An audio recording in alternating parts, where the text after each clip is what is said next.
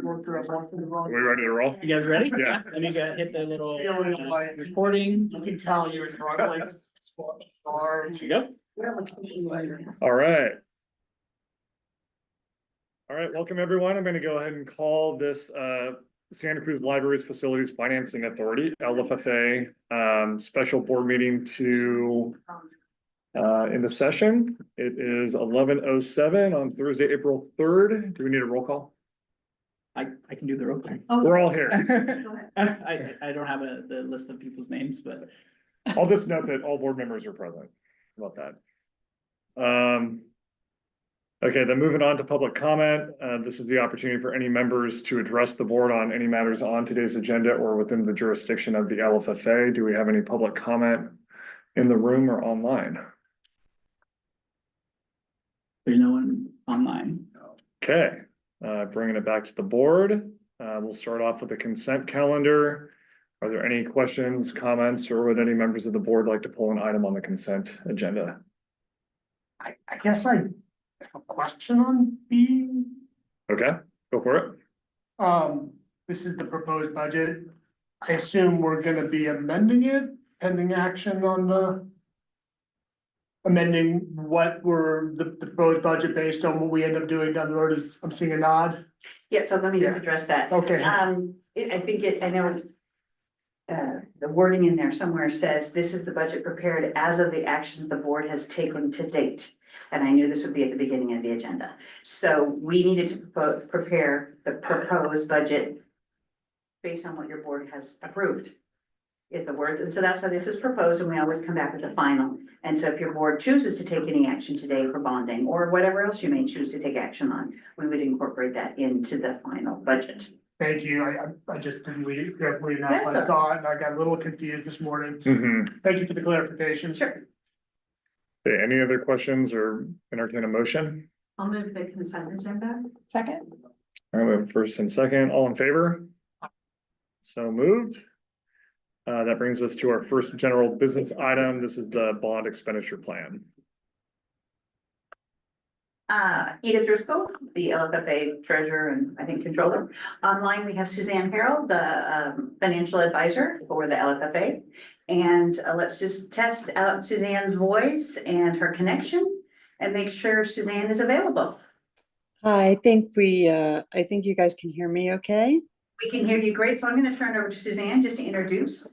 She is doing the work with our bond counsel, Scott Ferguson, as they work on the preparations that your board has requested. Go ahead, Suzanne. Well, thank you very much. And I apologize, I can't be there in person today. I'm a little under the weather, so best for everybody if I just attended virtually. So the first item for the board to consider is the bond expenditure plan. At the previous meeting, we determined that the city of Santa Cruz wanted to bond for as much as their full share of the new net proceeds under the updated and amended allocation of taxes to the $107 million. And so not knowing what each board member was going to do, Unfortunately, I prepared 6 options for you to consider. Hopefully you pick one of them. And in the board letter today, there's a list that shows how much proceeds the city of Santa Cruz would receive, assuming that each member allowed them to utilize their bonding capacity for their leverage of the full city of Santa Cruz share of surplus. So I think, I'm sure you've all seen it. If you have any questions, I'm happy to answer that. But at the end of the day, we need a unanimous vote of the board to approve a bond expenditure plan. Hopefully it'll be one of these 6 options. And I'm available to answer any questions. Do you want her to go through any of the specific plans, or how would you like her to continue? Suzanne, do you mind just kind of quickly going through the options for the benefit of the board? Oh, sure. So option one is for the city of Santa Cruz to leverage its share based on the debt service coverage requirements. And that generates $4,435,000, and it requires no reduction, no waiver of additional future bonding capacity by the other three members. If the city of Capitola provides their bonding capacity, the city of Santa Cruz could raise $5,854,000. If Capitola plus Scotts Valley allow Santa Cruz to use 100% of their share, Santa Cruz would receive $6,386,000. And then there's three options where the city of Santa Cruz could receive their full leverage amount of $7,150,000. And that is, I've got Capitola giving 100% of its capacity, with the county giving 28% of its capacity. That gets us to the $7,150,000. I have an option 5 where Capitola and Scotts Valley give 100% of their capacity, with the county giving 17%. That gets to the full share. And then I have a pro rata where every member gives 41% of their capacity, which would get the city of Santa Cruz to its full share of $7,150,000. So before we dive into questions, I just wanted to say in advance of today's board meeting, we had submitted an official letter to each of the partner agencies asking for your consideration on today's request. We just appreciate the opportunity to have today's conversation. We are, of course, interested in trying to reach an option that would allow us to 100% leverage that additional capacity. And I think we spoke to the merits of it in the letter. Suzanne also prepared a very thorough memo that was also attached to today's packet. But happy to entertain any questions or thoughts folks might have on what option we might land on today, if there's an appetite for that. Yeah, question. Suzanne, last time through, I thought we were talking about $11 million step up, and this is showing a $7 million step up if we maximize the bond issuance. Is that just based on refined numbers? Or am I misremembering? Yeah, so the 11 million would be if you leveraged all of the capacity. The 7,150,000 is leveraging only the city of Santa Cruz share of the surplus. So the 11 million, so the surplus, we still need to provide coverage on the revenue. And so the 11 million had some coverage factor built into it. And that's why in option 1, the city of Santa Cruz's share is 4,435,000. That includes their coverage, so to speak. So the other options that get them up to the 7,150,000 would bond against 100% of their surplus, and the coverage would be coming from other members' share. That's what the reduction in bonding capacity requested for the other members is basically providing the coverage for the city of Santa Cruz, full bonding against their revenue stream. Can I state it in maybe another way, the way my brain works, and you can tell me if I'm right or wrong? If we were to go to the 11 million, it would start to impact the other members' pay go. Is that correct? Because we would be using. Is that the simplest? That's true. If you went to $11 million, you'd be giving the city of Santa Cruz your actual share of the surplus. Because we go beyond just coverage into the actual, that makes sense to me. I'm wondering, based on the options where only one jurisdiction or a couple jurisdictions contribute, what does that leave on the table for debt? And I'm asking this because in my conversations at the county, we have 5 branches, whereas Capitola and Scotts Valley only have 1. So we're concerned that should we have a major disaster like an earthquake or a fire or something big, there's more at stake for us. And so, right now, we're thinking it's probably in our best interest to leave some, if not Mhm. all, of our debt on the table for us to bond against. So just in terms of that major disaster scenario. So I'm wondering what would we have to access in terms of options 2, 3, 2 and 3 specifically, where only 1 or 2 of the other members go in and give up some of their share. So I think that, so if there's 11 million of capacity today, the County of Santa Cruz share is, almost 42% of that. The cities of Santa Cruz's share is about 41%. So you can see it's going to be roughly, like if you were to bond against all your share today, it would be, almost $5 million, let's say. So in options 1, 2, and 3, the county would keep the $5 million capacity. In options 4, 5, and 6, the capacity would be reduced by those numbers, the 1,296,000, 764, and 1,908,000.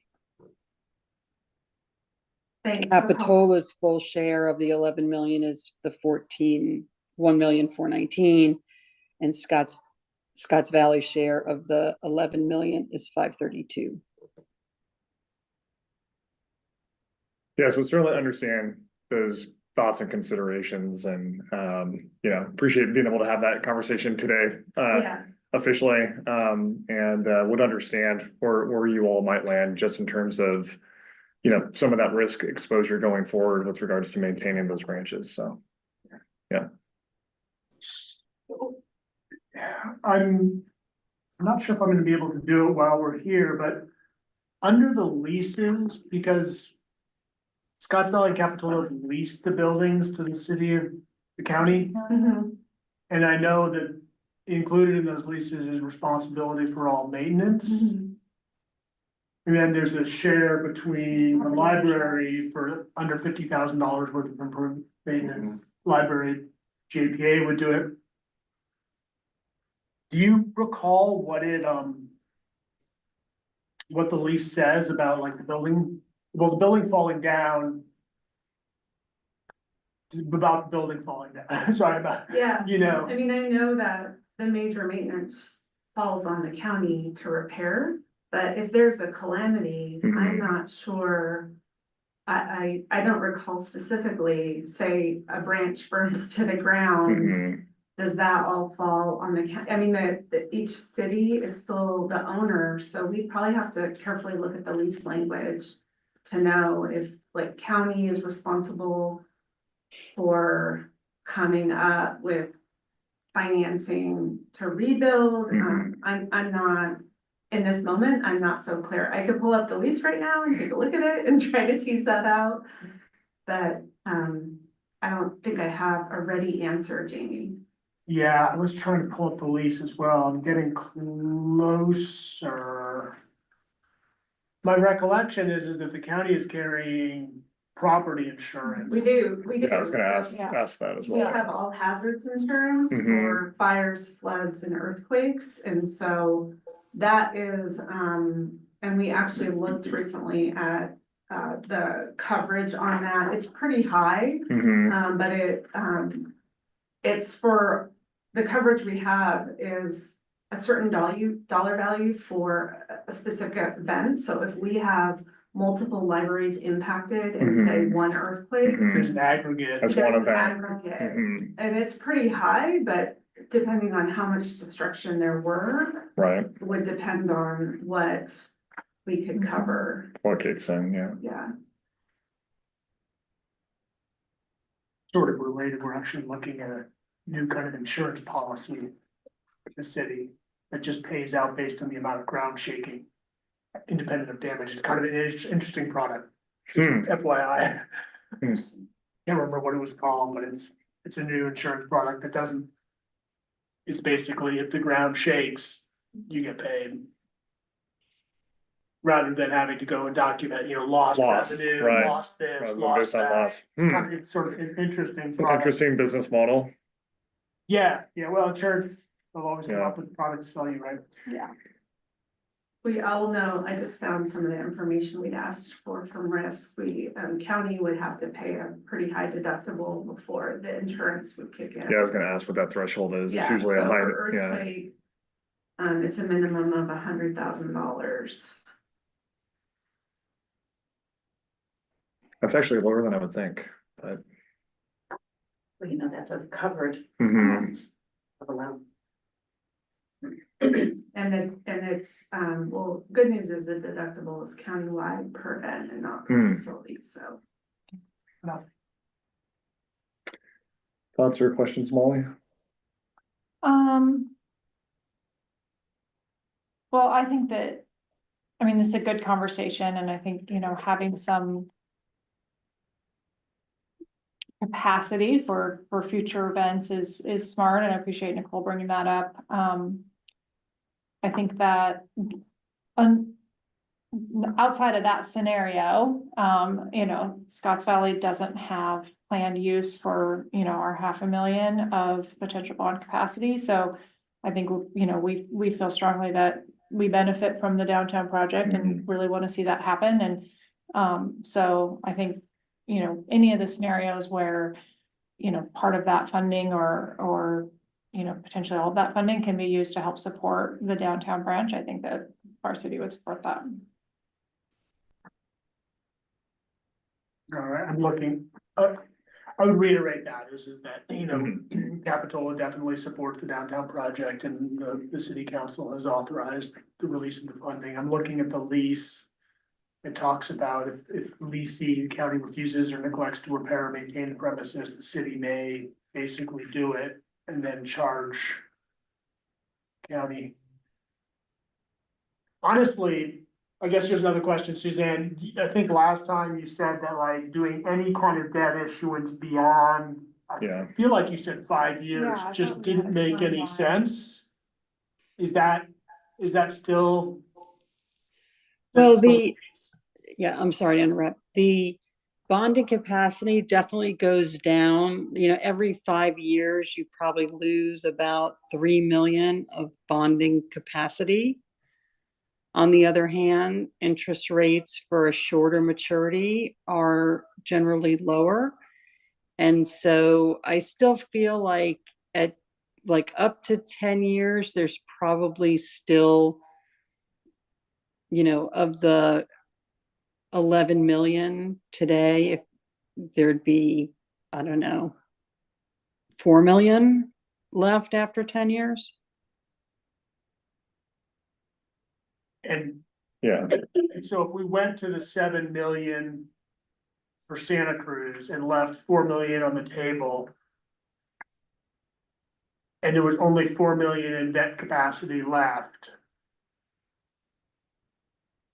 I'm just gonna guess, I would speculate that probably like a public issuance wouldn't make sense, and the only thing that would make sense would be a private issuance, just basically like one of the entities just borrows the money. Mhm. And you couldn't do that if you used up the capacity as coverage, because that would run afoul of bond documents, I assume. Well, I'm still, so the $11 million is net of all the required coverage. So if you Oh. were to borrow the $7 million today, that would leave kind of $4 million on the table today, Right, with coverage. Yeah, let me. yeah, but with only 4 million as an independent bond issuance, and especially if it was in 2 years, it seems like it wouldn't really work for a public bond offering. Yeah, I Or think would you'd it have be to, really I think, inefficient? I'm sorry, I think you'd have to decide at the time what was the best option. A lot of times when we do private placements, which I think is what you're referring to, sometimes those don't work very well in conjunction with the bond documents that already exist. Sometimes the private lenders want other covenants that, you know, you're not allowed to give under the existing bond documents. So I think you really will need to decide if and when you ever need to access the capacity, what is the best financing mechanism for that? Maybe Scott can answer or add to that for future capacity, future additional indebtedness. Oh, how that would tee in. I would need to take a closer look, which I can do real quick, at the way we structure the additional bonds test. I suspect that we would need to do, well, we would need to do them as bonds will be my my assumption, which in the private placement context, that's usually banks don't want to purchase a security. They want to make what they consider to be a loan. So it's a little bit of a different animal. And as Suzanne is saying, or since we're on the third and the next issuance would be the fourth series, all in bonds. It may not work real well for a private placement. Yeah, I think what I meant was just a loan. Okay. I also, I was gonna say, I think what probably actually makes the most sense, given our leases, and I was just looking at the lease language, where the county's really responsible for maintaining the building. yeah, no, I agree. It is maybe Capitol and Scotts Valley give up their capacity and we leave it with. That would be my recommendation, and my question is, if the county were to maintain our debt capacity, which I think is our preference, doesn't give you $764,000, but Cause I'm it's not close. sure, it's close, Yeah. so I'm not sure at the end of the day, how much of an impact that has on you. I'm still not super clear on what you need for that project, and I'm also concerned for you with all the tariffs and how expensive it's gonna make your project, but Yeah, I mean, obviously, we as county wanna support the project and, but maybe there's other ways to do that, I don't know, so. Yeah. right. Yeah, but we are very concerned, right now, just giving up the ability to bond, especially if we're responsible for ours plus Capitol and Scotts Valley. Sure. Okay, well, given all of that, maybe a fair compromise would be to land on option 3. Is that kind of where we're leaning towards? Yeah, my mind's been a little bit changed. I was thinking it was obviously option 6 coming in, but. 3 or 5, the question to the county is, do you want to do a demonstrated support for the branch? And I mean, understanding that it's like, there's a pretty narrow window where the borrowing capacity would actually mean much. Yeah, It sounds like it would go from like eyeballing it 4 million to 3.3 million. In 10? yeah, right now, I don't have authority to give up the county's debt, but I do think there might be other ways to support the branch. So I'd be happy to talk to Santa Cruz about those potentially, and some of that involves the library fund, so, but we can That makes have sense, yeah. another conversation. Okay. Understood. Yes, public comment. Do we have any public comment online or in the room? Online. Okay, bringing it back to the board. Well, I'd move option 3. If that. It's just further discussion. I'll second that motion. All right, we've got a first and a second. Everyone in support? Do we want to do a roll call? Okay. Do you mind doing a roll call? Sure. Chair Matt Huffaker, Aye. Vice Chair Mallory Legault, Yes. Board Member Nicole Coburn, Yes. Board Member Jamie Goldstein. Alright, All right, so moved.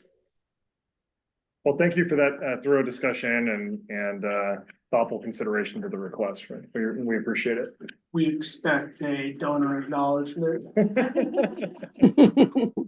The Jamie Goldstein rooftop garden. Yeah.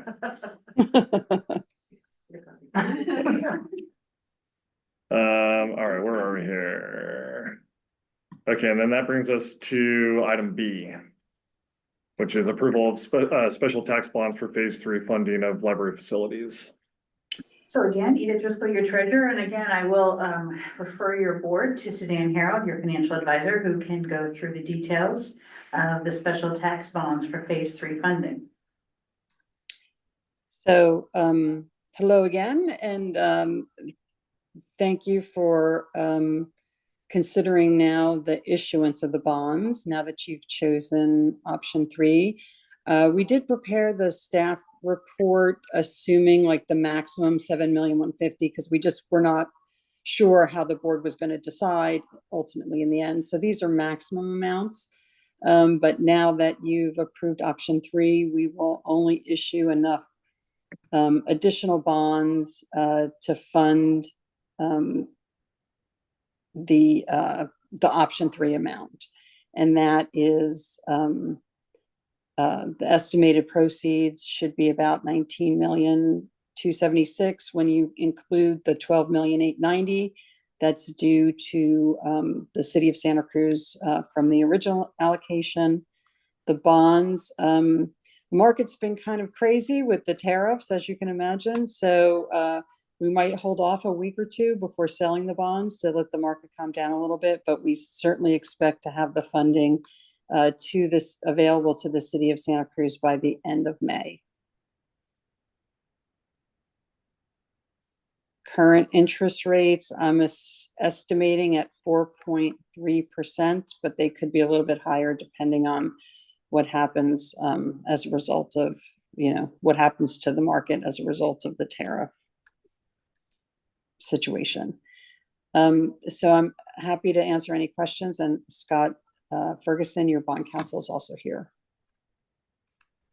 The tariff situation is a good way to describe it. It's a situation.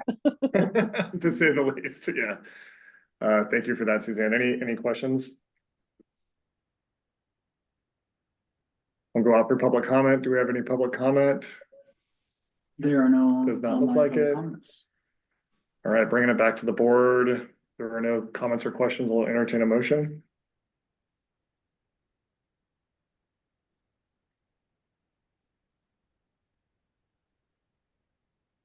I'd move approval of adopting the resolution to issue the bonds as recommended. With the updated amount. With the Yeah, updated amount. Yeah, this is the not to exceed, but yeah, based on the amount that was just approved. Second. All right, all in favor? Aye. Aye. Okay, so moved. I think that concludes our business for today. We will adjourn at 11:35, and I'll just note our next meeting is on May 1st in Scotts Valley. Scotts Valley. Yeah, is that up in Right. the creek, or is that Scotts Valley proper? the actual library in Scotts Valley? Great. Well, thank you all. Thank you.